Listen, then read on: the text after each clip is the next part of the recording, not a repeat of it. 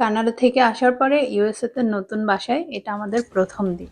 Airport থেকে বাসায় পৌঁছাতে পৌঁছাতে আমাদের প্রায় 10:30টার মতো বেজে গেছে। এখানে আমাদের লাগেজগুলা একটা একটা করে এখন লাগেজগুলা তুলতে হবে, যেহেতু বাসার সামনে সিঁড়ি দেয়া, উঠাতে একটু কষ্ট হয়ে গেছে। এতটা পথ জার্নি করে এসেছি, সেই ক্লান্তি এক নিমিষেই ভুলে গেছি নতুন বাসা দেখার আনন্দে। আর কথা না বলে এখন চলি বাসাটা একটু ঘুরে দেখি।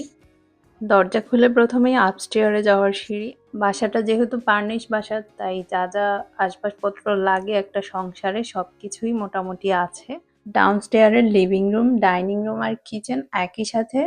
ডাইনিং এর সাথেই এখানে বেসমেন্টে যাওয়ার সিঁড়ি দেওয়া আছে। বেসমেন্টে পরে যাই, এখন আগে যেখানে আমার সারাদিন কাটে সেই জায়গাটা ভালো করে দেখে নেই। কিচেনটা বেশ বড় আছে, আমার অনেক পছন্দ হয়েছে। সুন্দর একটা আইল্যান্ডও আছে। এখানে দেখি গ্যাসের চুলা, কানাডায় তো সবসময় ইলেকট্রিকের চুলা ইউজ করছি, এখন এটার সাথে কিভাবে অ্যাডজাস্ট হব। ও ওয়াও। কিচেনের সামনে এত সুন্দর একটা পেটিও, এটা দেখে খুবই ভালো লাগতেছে। রান্না করতে করতে এখানে যখন তখন যেতে পারবো।